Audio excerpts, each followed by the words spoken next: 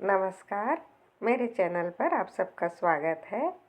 आइए आज एक हम धार्मिक कहानी के जरिए जानते हैं अश्विनी कुमार कितने बड़े शल्य चिकित्सक थे। चलिए कहानी सुनते हैं। यदि आप इस चैनल पर नए हैं तो प्लीज़ सब्सक्राइब कर दीजिए। एक समय इंद्र पृथ्वी पर विचरण करने के लिए निकले थे। उन्होंने हरे भरे वृक्षों से घिरा हुआ ऋषि दधीचि का आश्रम देखा। वे आश्रम के समीप आए। फूलों से सजे पेड़ों की कतारों से सूर्य की किरणें छन कर आ रही थी। यज्ञ वेदी के समीप समिधा, घृत और कुशासन था। यह बता रहा था कि अभी अभी यज्ञ समाप्त हुआ है। हल्की धूम्र रेखा खिंची हुई थी। सुगंध से समस्त आश्रम का वातावरण पवित्र और सुशोभित हो रहा था। ऐसे सुरक्षित, सुरभित, रम्य आश्रम को देखकर इंद्र की इच्छा हुई कि थोड़ी देर के लिए आश्रम में चलकर ऋषि के दर्शन करें। सारथी को वहीं पर रुके रहने का आदेश देकर मंथर गति से चलते हुए इंद्र ने पुष्पित, पल्लवित आश्रम को एक बार पुनः आंखें घुमाकर देखा। यज्ञशाला से उड़ती हुई सुगंधित हविष्य वायुमंडल को शुद्ध कर रही थी। तपोनिष्ठ ऋषि दधीचि के हृदय की पवित्रता विकसित होकर आश्रम के कण कण में मुखरित थी। ऋषि दधीचि ने इंद्र को देखा। कुशासन छोड़कर इंद्र के स्वागत के लिए आगे बढ़े। पुरंदर नामी ऋषि ने इंद्र को प्रणाम किया और सादर निवेदन किया, आश्रम में आपका स्वागत है। कृपया आसन तथा मधु पर ग्रहण कीजिए। आप सकुशल हैं?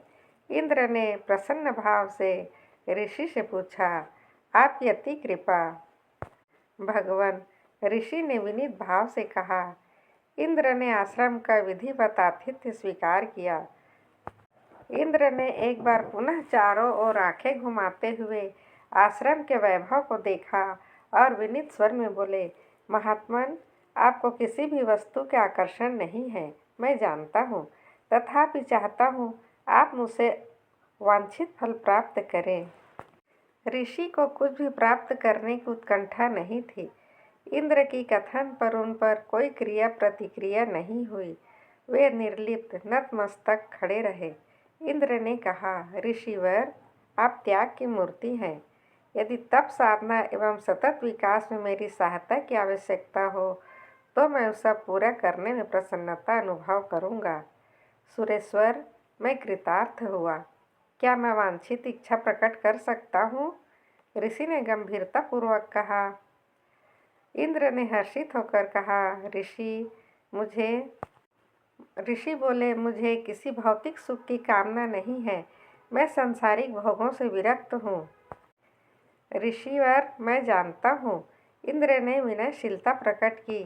दधीचि ने इंद्र के विनीत भाव को प्रणाम किया।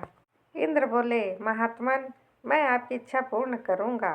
वर मांगिए। आप मुझे मधु विद्या प्रदान करें, ऋषि ने कहा। मधु विद्या? इंद्र आश्चर्यचकित हो गए। हाँ सुरेश्वर, दधीचि ने कहा। उन्होंने निश्चयात्मक स्वर में कहा। इंद्र के तेजस्वी मुखमंडल की आभा अपनी दृष्टि उतारते हुए गंभीर मुद्रा में कहा, तपस्वी, यह दुर्लभ है। आपकी कृपा से सब कुछ सुलभ है, ऋषि ने स्थिर भाव में कहा। इंद्र असमंजस में पड़ गए। मधु रहस्य का उद्घाटन करना नहीं चाहते थे। कुछ देर ठहर कर पहले मैं मधु रहस्य बतला सकता हूँ, किंतु एक शर्त होगी। मुझे स्वीकार है, ऋषि ने दृढ़तापूर्वक कहा। यह सुनकर इंद्र किंकर्तव्य विमूढ़ ऋषि की ओर देखने लगे। क्या मैं शर्त जानने का अधिकारी हो सकता हूँ? ऋषि ने इंद्र के मुखमंडल पर दृष्टि स्थिर करते हुए कहा। इंद्र आसन से उठे। उन्होंने अपने हाथ के वज्र को वायुमंडल में घुमाते हुए कहा, आप इस रहस्य का उद्घाटन करेंगे तो आपका मस्तक छिन्न हो जाएगा। यह सुनकर ऋषि की मुद्रा गंभीर हो गई। उन्होंने दृढ़तापूर्वक कहा, भगवान, मुझे आपकी शर्त स्वीकार है, मैं इसका उल्लंघन नहीं करूँगा। इंद्र ने दधीचि को मधु विद्या का उपदेश दिया। ऋषि ने उसे सहर्ष ग्रहण कर कृतार्थ हुए। ऋषि के से आज्ञा पाकर इधर इंद्र अपने रथ पर आरूढ़ हो गए। तीनों लोकों में मधु विद्या का रहस्य कोई नहीं जानता था। देव, दानव तथा प्राणी सब इस रहस्य को जानने के इच्छुक थे। एकमात्र इस विद्या के ज्ञाता थे इंद्र, परंतु वे इस विद्या को उद्घाटित करना नहीं चाहते थे। दधीचि को इंद्र ने मधु विद्या बता दिया है, इस बात का पता अश्विनी कुमारों को हो गया। इंद्र और अश्विनी कुमारों में वैमनस्य था। इंद्र के कारण अश्विनी कुमार यज्ञ भागों से बहिष्कृत कर दिए गए थे। वे सोचते थे यदि मधु विद्या उन्हें प्राप्त हो जाए तो वह यज्ञों में भाग लेने के अधिकार प्राप्त कर सकेंगे। वे महर्षि दधीचि के आश्रम की ओर चल पड़े। महर्षि तपस्यारत थे। अश्विनी कुमारों को आश्रम में आया देख उन्होंने उनका स्वागत किया। अश्विनी कुमारों, क्या मैं आपके शुभ आगमन का प्रयोजन जान सकता हूँ? ऋषि ने सादर प्रश्न किया। अश्विनी कुमार बोले, महात्मन, एक विशिष्ट प्रयोजन से हम आपके आश्रम में आए हैं। आपके द्वारा ही हमारे प्रयोजन की सिद्धि संभव है। यही हमारी एकमात्र कामना है। अश्विनी कुमारों, अतिथि की कामना पूर्ण करना आतिथेय का परम धर्म है। ऋषि ने शांत स्वर में कहा। निश्चय महात्मन, यही प्राचीन परंपरा है। अश्विनी कुमार प्रसन्नतापूर्वक बोले। कुछ पल तक सन्नाटा रहा। ऋषि ध्यानमग्न हो गए। आपके पास एक गुण है, हम उसके आकांक्षी हैं।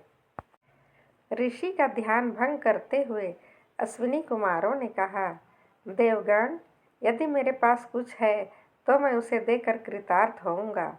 ऋषि बोले। अपने वाक चातुर्य को काम में लाते हुए अश्विनी कुमार बोले, महात्मन, हम आपसे गुण चाहते हैं। सामर्थ्य रहते कौन दाता दान नहीं करेगा? ऋषि ने मुस्कुराते हुए कहा। आपके पास है ऋषि? उन्होंने दोहराया, आपके पास है। ऋषि ने सरल भाव से वचन दे दिया, होगा तो अवश्य दूंगा। अश्विनी कुमारों ने कहा। मधु रहस्य का उद्घाटन। ऋषि हतप्रभ रह गए। उन्हें यह कल्पना भी नहीं थी कि अश्विनी कुमार इस रहस्य को जानते थे। वे उदासीन होते हुए बोले, मधु विद्या का रहस्य ऋषिवर, इंद्र ने आपको दिया है। देवगण बोले, तो आपको कैसे ज्ञात हुआ? ऋषि ने आश्चर्य के साथ पूछा। महत्वपूर्ण आपके पास है। आपको हमारी याचना स्वीकार करनी होगी, क्योंकि आपने वचन दिया है। अश्विनी कुमारों ने याचक भाव से निवेदन किया। ऋषि असमंजस में पड़ गए। उन्हें इंद्र का दिया वचन याद आया उल्लंघन का परिणाम। विषाद की रेखा मस्तिष्क पर छाने लगी। मुखमंडल की छवि पर काली छाया आ गई। इस मानसिकता को देखकर अश्विनी कुमार ने कहा, महात्मन, हम जानते हैं इंद्र ने आपसे वचन लिया है। उसका उल्लंघन करने पर आपका मस्तक छिन्न हो जाएगा। आपकी अकाल मृत्यु नहीं होगी। हम कुशल शल्य चिकित्सक हैं। ऋषि की विषादपूर्ण निगाहें अश्विनी कुमारों को देख रही थी। कुमार आगे बोले, हमने उपाय निकाल लिया है। आपका मस्तक काट कर हम अलग रख देंगे।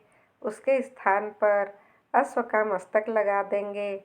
आप अश्व के मस्तक से हमें मधु विद्या का रहस्य उद्घाटित करेंगे।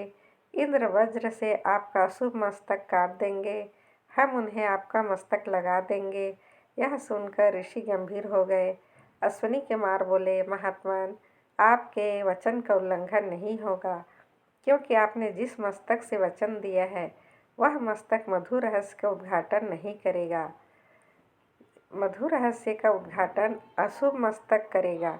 वही दोषी होगा तथा उसे ही दंड भोगना होगा। आपका मानव मस्तक अछूता रहेगा। ऋषिवर, आपने हमारे याचना पूर्ति का वचन दिया है। आपका वचन भी पूरा होगा। आप वचन फल के वचन भंग के दोषी भी नहीं होंगे तथा याचक कार्य भी संपन्न हो जाएगा। महर्षि ने वचन पालन की युक्ति को सफल होते हुए देखकर कहा, अश्विनी कुमारों, मुझे आपका प्रस्ताव स्वीकार है। अश्विनी कुमारों ने महर्षि